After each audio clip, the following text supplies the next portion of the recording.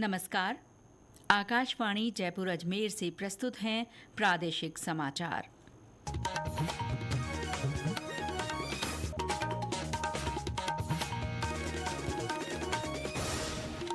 मुख्य समाचार। मुख्यमंत्री भजनलाल शर्मा ने प्रदेश में भारी बारिश की स्थिति को देखते हुए आपदा राहत प्रबंधन की बैठक ली। राजधानी जयपुर का दौरा कर हालात का जायजा लिया। प्रधानमंत्री किसान सम्मान निधि की 20वीं किस्त 2 अगस्त को जारी की जाएगी। राज्यसभा में ऑपरेशन सिंदूर पर चर्चा जारी। सदन के नेता जेपी नड्डा ने कहा, एनडीए सरकार आतंकवाद से सख्ती से मुकाबला कर रही है। इसरो और नासा की ओर से निसार उपग्रह की सफल लॉन्चिंग। और मेड़ता में आज से 8 दिवसीय मीरा महोत्सव का आगाज।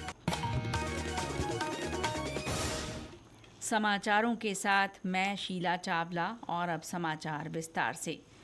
मुख्यमंत्री भजनलाल शर्मा ने आज आपदा राहत प्रबंधन की उच्च स्तरीय बैठक ली। मुख्यमंत्री निवास पर हुई इस बैठक में प्रदेश में भारी बारिश से उत्पन्न स्थिति की समीक्षा की गई। इस दौरान श्री शर्मा ने अधिकारियों को पूरी तत्परता और संवेदनशीलता से राहत और बचाव कार्यों में तेजी लाने के निर्देश दिए। मुख्यमंत्री ने कहा कि आपदा राहत टीमें जल भराव क्षेत्रों की लगातार निगरानी करें। उन्होंने नागरिकों को आपदा की स्थिति में बाढ़ नियंत्रण कक्ष को सूचित करने का आग्रह किया। उन्होंने इसके साथ ही नागरिकों से आपदा की स्थिति में हेल्पलाइन नंबर 1070 पर संपर्क करने की सलाह दी है। मुख्यमंत्री श्री शर्मा इस समय राजधानी जयपुर का दौरा कर बरसात से उत्पन्न स्थिति का जायजा ले रहे हैं। इस दौरान मुख्यमंत्री लोगों से बातचीत भी कर रहे हैं। प्रदेश में कई स्थानों पर हुई भारी बारिश से जनजीवन अस्त व्यस्त हो गया है। कई गांवों का मुख्य मार्गों से संपर्क टूट गया है। बारां, सिरोही, करौली सहित कई स्थानों पर बारिश का दौर जारी है। सवाई माधोपुर के खंडार में 23 सेंटीमीटर पानी बरसा। सवाई माधोपुर में बीती रात हुई भारी बारिश के बाद सूरवाल बांध पर चादर चल रही है। इससे आसपास के गांवों में जल भराव की स्थिति बनी हुई है। इस बीच आपदा प्रबंधन मंत्री डॉक्टर किरोड़ी लाल मीणा ने भारी बारिश से प्रभावित क्षेत्र का दौरा किया। उन्होंने लोगों से बातचीत कर उनकी समस्याएं सुनी। उन्होंने जल्द ही नुकसान का सर्वे करवाने और राज्य सरकार की ओर से सहायता दिलवाने का आश्वासन दिया। वहीं हाड़ौती अंचल में कई जगह बीते 2 दिनों से तेज बारिश हो रही है। काली सिंध, परवन, पार्वती, चंबल, बाणगंगा और अन्य नदियां उफान पर हैं।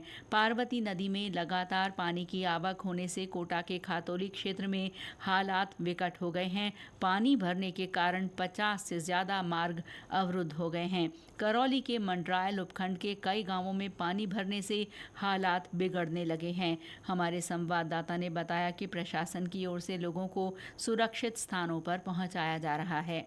चंबल नदी में जलस्तर बढ़ने से तटीय क्षेत्र के 1 दर्जन गांवों में बाढ़ जैसे हालात हो गए हैं। मंडरायल उपखंड के टोड़ी गांव के नालों में पानी पहुंचने से यह गांव टापू बन गया है। वहीं कसेड़ की पुलिया पर पानी आने से ग्रामीणों को नाव के सहारे निकाला जा रहा है। बाढ़ प्रभावित गांव कसेड़, मल्हापुरा, मोंगेपुरा, कैमकच्छ, निहालपुर सहित 1 दर्जन गाँव के लोगों को प्रशासन द्वारा सुरक्षित स्थानों पर पहुँचाया जा रहा है। वहीं प्रशासन द्वारा रसद सामग्री के अलावा कई अन्य वैकल्पिक साधन उपलब्ध कराए जा रहे हैं। वहीं दूसरी ओर बनास नदी में बीसलपुर बांध के गेट खोलने से हाड़ौती क्षेत्र का काठड़ा गांव भी टापू बन गया है। जिला कलेक्टर नीलाभ सक्सेना, स्थानीय विधायक हंसराज मीणा के अलावा विभिन्न अधिकारी बाढ़ प्रभावित क्षेत्रों की लगातार मॉनिटरिंग कर रहे हैं। भाग्यवारी शर्मा, आकाशवाणी समाचार, करौली। धौलपुर में भी तेज बारिश से जगह जगह पानी भर गया है। हमारे संवाददाता ने खबर दी है कि चंबल नदी का जलस्तर खतरे के निशान से 8 मीटर ऊपर चल रहा है। धौलपुर जिले में लगातार बारिश के चलते आम जीवन अस्त व्यस्त हो चुका है। लगातार हो रही बारिश के कारण सड़कों पर जल भराव की स्थिति हो गई है। वहीं निचली कॉलोनियों में भी पानी भरा हुआ है। इधर चंबल नदी में पानी छोड़े जाने से चंबल नदी खतरे के निशान से ऊपर बह रही है। इससे चंबल नदी के सटे सभी गाँवों को खाली कराकर जिससे कोई तरह का खतरा न रहे। गौरव शर्मा, आकाशवाणी समाचार, धौलपुर। इस बीच मौसम विभाग ने आज 6 जिलों बारां, बूंदी, चित्तौड़गढ़, झालावाड़, कोटा और प्रतापगढ़ के लिए मूसलाधार बारिश का रेड अलर्ट जारी किया है। वहीं जयपुर, अजमेर, बीकानेर और जोधपुर संभाग के कुछ हिस्सों में कल भारी से बहुत भारी बारिश का पूर्वानुमान है। इसी तरह कोटा, उदयपुर और भरतपुर संभाग में कहीं कहीं मध्यम से भारी बारिश के आसार हैं। विभाग के अनुसार राज्य के दक्षिण पूर्वी हिस्सों में 1 अगस्त से भारी बारिश से राहत मिलने की संभावना है। इस बीच मौसम विभाग की ओर से प्रदेश में बहुत भारी बारिश की चेतावनी के मद्देनजर जयपुर के जमवारामगढ़ बांध में कल होने वाला कृत्रिम वर्षा का कार्यक्रम स्थगित कर दिया गया है। जयपुर में नगर निगम हेरिटेज की ओर से परकोटा क्षेत्र में जर्जर भवनों की पहचान का काम शुरू किया गया है। निगम आयुक्त डॉक्टर निधि पटेल ने बताया कि इसके लिए अधिकारियों की ओर से भवनों का भौतिक सत्यापन किया जा रहा है। उधर डीग जिले में भी जर्जर और क्षतिग्रस्त स्कूलों और आंगनबाड़ी केंद्रों की पहचान की जा रही है। गौरतलब है कि हाल ही में झालावाड़ की पिपलोदी दुखांतिका के बाद प्रदेश भर में पुराने और असुरक्षित जर्जर विद्यालय भवनों और आंगनबाड़ी केंद्रों का सर्वे किया जा रहा है। प्रधानमंत्री किसान सम्मान निधि की 20वीं किस्त 2 अगस्त को जारी की जाएगी। केंद्रीय कृषि मंत्री शिवराज सिंह चौहान की अध्यक्षता में आज इसकी तैयारियों को लेकर बैठक आयोजित की गई। श्री चौहान ने बताया कि प्रधानमंत्री नरेंद्र मोदी वाराणसी में आयोजित होने वाले कार्यक्रम में किसानों को ये किस्त जारी करेंगे। कृषि मंत्री ने अधिकारियों को राज्य, जिला और ग्रामीण स्तर पर इस कार्यक्रम से किसानों को जोड़ने के लिए आवश्यक दिशा निर्देश दिए। उन्होंने कहा कि ये कार्यक्रम एक उत्सव और मिशन के रूप में आयोजित होना चाहिए। बैठक से देश भर के 731 कृषि विज्ञान केंद्र, भारतीय कृषि अनुसंधान परिषद और कृषि विश्वविद्यालयों के निदेशक भी वर्चुअल माध्यम से जुड़े। गौरतलब है कि 2019 से शुरू हुई इस योजना के तहत अब तक जारी 19 किस्तों में किसानों के खातों में करीब 4.25 लाख करोड़ रुपए की राशि हस्तांतरित की जा चुकी है। 20वीं किस्त के रूप में 9 करोड़ 70 लाख किसानों को करीब 20,500 करोड़ रुपए की राशि का हस्तांतरण किया जाएगा। ये समाचार आकाशवाणी जयपुर अजमेर से प्रसारित किए जा रहे हैं। प्रादेशिक समाचार बुलेटिन आप हमारे x handle @AIR_News_Jaipur, YouTube channel Rajasthan AIR news और फेसबुक AIR न्यूज़ राजस्थान पर भी सुन सकते हैं। राज्यसभा में ऑपरेशन सिंदूर पर चर्चा जारी है। चर्चा में भाग लेते हुए सदन के नेता JP नड्डा ने पहलगाम आतंकी हमले की निंदा की। उन्होंने बताया कि गृह मंत्री अमित शाह आतंकी हमले वाले दिन ही श्रीनगर पहुंच गए थे और प्रधानमंत्री नरेंद्र मोदी ने सऊदी अरब की अपनी यात्रा बीच में ही छोड़ दी थी। उन्होंने कहा कि इससे पता चलता है कि सरकार कितनी संवेदनशील है। श्री नड्डा ने सशस्त्र बलों और सुरक्षा एजेंसियों की भूमिका की सराहना की। उन्होंने कहा कि NDA सरकार आतंकवाद से सख्ती से निपट रही है। हमने टेरर इंफ्रास्ट्रक्चर को हिट किया, मेजर था, नॉन एस्केलेटरी था। हम 300 किलोमीटर अंदर गए, पाकिस्तान के एयरबेस में वहां पर प्रिसिशन के साथ एक्यूरेसी की। कोई सिविलियन हताहत नहीं हुआ और कोई वहां पर मौजूद टेररिस्ट बचा नहीं।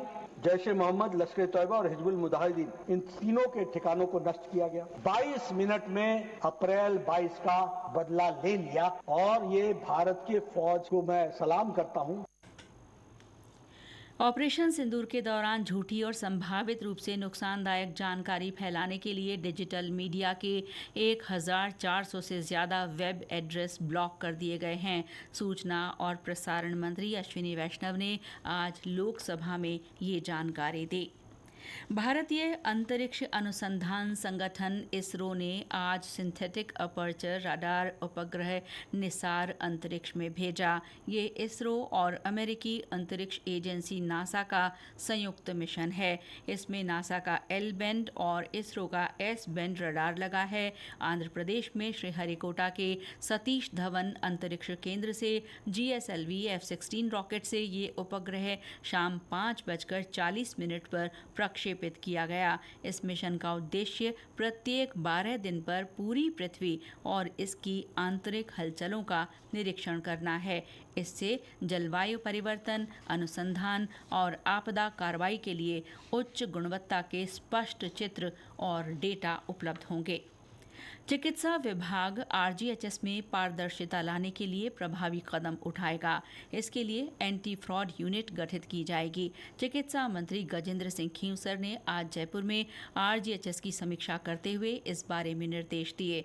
उन्होंने कहा कि योजना के लिए प्रभावी गाइडलाइन और एसओपी जल्द तैयार की जाएगी ताकि लाभार्थियों को इलाज लेने में किसी तरह की कठिनाई न हो। चिकित्सा मंत्री ने कहा कि आरजीएचएस के सुचारू संचालन के लिए मानव संसाधन की कमी नहीं आने दी जाएगी। श्री खींवसर ने योजना के तहत अस्पतालों और फार्मेसी स्टोर्स को नियत समय पर भुगतान किए जाने के निर्देश दिए। Rajasthan state health insurance agency के मुख्य कार्यकारी अधिकारी हरजी लाल अटल ने बताया कि अस्पतालों को 350 करोड़ रुपए से अधिक राशि का भुगतान किया जा चुका है। अगले महीने 300 से 400 करोड़ रुपए की राशि के भुगतान की योजना है। मीरा नगरी मेड़ता में आज से मीरा महोत्सव की शुरुआत हुई। 8 दिन चलने वाले इस उत्सव के दौरान विभिन्न कार्यक्रम होंगे। हमारी नागौर संवाददाता ने बताया कि 521वें मीरा महोत्सव का आगाज 4 भुजानाथ और मीरा मंदिर में ध्वजारोहण के साथ हुआ। नागौर जिले की मीरा नगरी मेड़ता सिटी में आज से 8 दिवसीय मीरा महोत्सव का आगाज हुआ। मंदिर शिखर पर ध्वजारोहण और मां मीरा व ठाकुर जी की रजत रेवाड़ी स्थापना के साथ ही भक्तिमती मीराबाई के जन्मोत्सव को लेकर कार्यक्रमों की शुरुआत की गई। मीरा महोत्सव के मौके पर राजपूत समाज के महिला पुरुषों की ओर से 4 भुजानाथ एवं मीरा मंदिर के शिखर पर ध्वजारोहण किया गया। मंदिर गर्भगृह के सामने स्थापित रजत रेवाड़ियों की मुख्य यजमान पालिकाध्यक्ष शोभा लाहौटी की ओर से आरती की गई। इसके साथ महोत्सव के कार्यक्रम विधिवत रूप से शुरू हुए। 8 दिन तक चलने वाला इस महोत्सव के दौरान विभिन्न महिला मंडलों अखंड खड़ी सप्ताह के तहत भजनों की रसधारा बहाएंगे। इसके साथ ही महोत्सव के दौरान विभिन्न सांस्कृतिक कार्यक्रम होंगे। श्यामलाल, आकाशवाणी संवाददाता, नागौर। और अंत में मुख्य समाचार एक बार फिर। मुख्यमंत्री भजनलाल शर्मा ने प्रदेश में भारी बारिश की स्थिति को देखते हुए आपदा राहत प्रबंधन की बैठक ली। राजधानी जयपुर का दौरा कर हालात का जायजा लिया। प्रधानमंत्री किसान सम्मान निधि की 20वीं किस्त 2 अगस्त को जारी की जाएगी। राज्यसभा में ऑपरेशन सिंदूर पर चर्चा जारी। सदन के नेता जेपी नड्डा ने कहा, एनडीए सरकार आतंकवाद से सख्ती से मुकाबला कर रही है। इसरो और नासा की ओर से निसार उपग्रह की सफल लॉन्चिंग। और मेड़ता में आज से 8 दिन के मीरा महोत्सव का शुभारंभ। इसके साथ ही प्रादेशिक समाचार बुलेटिन समाप्त हुआ। नमस्कार।